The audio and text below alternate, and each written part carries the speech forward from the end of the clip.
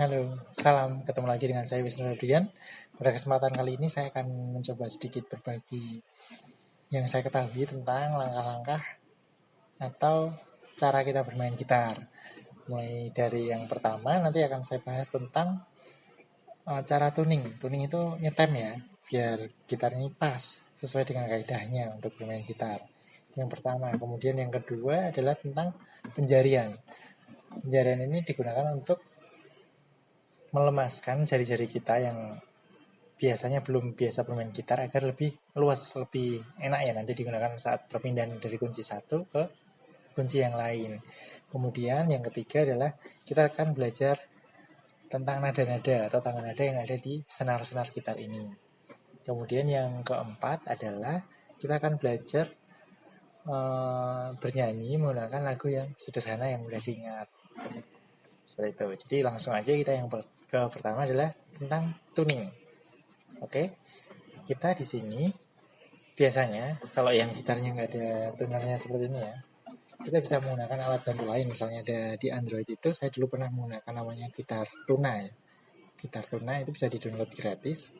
Di situ nanti udah keluar sendiri nadanya saat kita aktifkan itu, kita petik nada paling bawah misalnya. Nah, itu akan keluar ini nada apa sih yang dihasilkan oleh bunyi ini. Nah, untuk itu kita harus paham dulu nih senar-senar yang ada di gitar ini. Senar nomor 1, nomor 2, nomor 3 sampai nomor 6 ini bernada apa. Oke. Pertama, senar nomor 1 yang paling bawah. Ini adalah senar pertama yang bernada E. Nah, kalau untuk teman-teman yang di gitarnya ada tunernya, ini lebih enak nih. Misalnya kita petik senar nomor 1. Nah, kita pastikan dia ada di nada E. Seperti itu. Senar 1 adalah nada E. Kemudian senar kedua adalah nada B. B. Yang ketiga, senar nomor 3 adalah nada G. G ya, golf. Kemudian yang keempat, nadanya D atau delta D ya. Yang kelima A. Kemudian yang ke-6, senar nomor 6 E lagi, E rendah. Jadi dari 6 senar ini bisa kita bunyikan E, B, G, D, A, E. Nah, ini penting. Kita harus bisa merasakan saat ke-6 senar ini dipetik. Nah, soalnya kan seperti ini saat dia sudah stem ya, sudah tertuning dengan baik. Harmoninya seperti ini. Nah, jika sudah bisa kita stem, sudah berhasil. Nah, selanjutnya kita akan melakukan penjarian. Penjarian ini penting. Kenapa? Karena yang seperti saya sebutkan di awal tadi itu akan membantu jari-jari kita lebih luas lagi. Nah, ini perlu disiplin yang tinggi ya kalau untuk penjarian. Kadang itu belum apa-apa kita, seperti saya dulu juga seperti itu.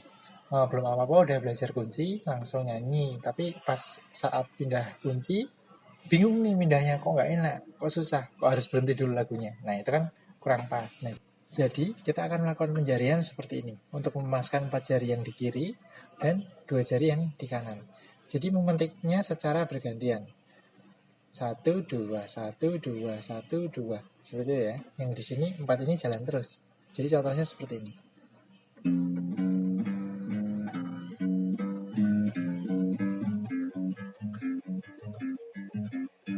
Nah, perlu dipahami bahwa saat kita menekan dengan jari telunjuk di fret pertama ini, lalu kita berpindah ke jari tengah di fret kedua,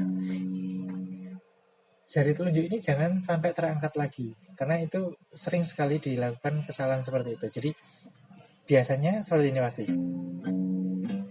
Nah, mana yang ditekan lalu yang lain tidak menekan lagi. Nah, itu kurang pas ya. Harusnya yang sebaiknya saat jari telunjuk menekan, kemudian jari tengah menekan lagi, ini tetap pada posisi di awal, tidak berubah. Karena itu untuk memperkuat otot-otot jari kita juga.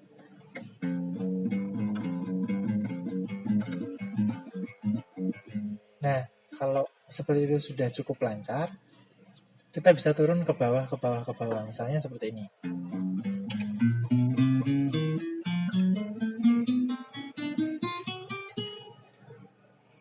Bisa lagi naik ke atas lagi.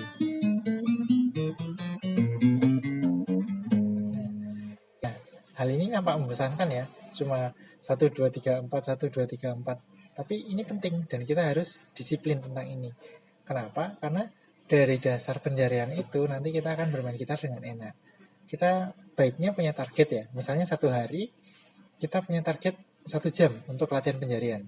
Nah, itu bisa dipecah menjadi 6 bagian. Misalnya 10 menit dulu nih, nanti istirahat kita 10 menit lagi, kita 10 menit lagi sampai dengan 1 jam itu terpenuhi. Nah, setiap hari gitu aja. Paling nggak 5 hari, 6 hari atau sampai lancar. Nah, itu sangat penting. Selanjutnya, kalau sudah penjarian lancar, kita akan belajar tentang tangga nada.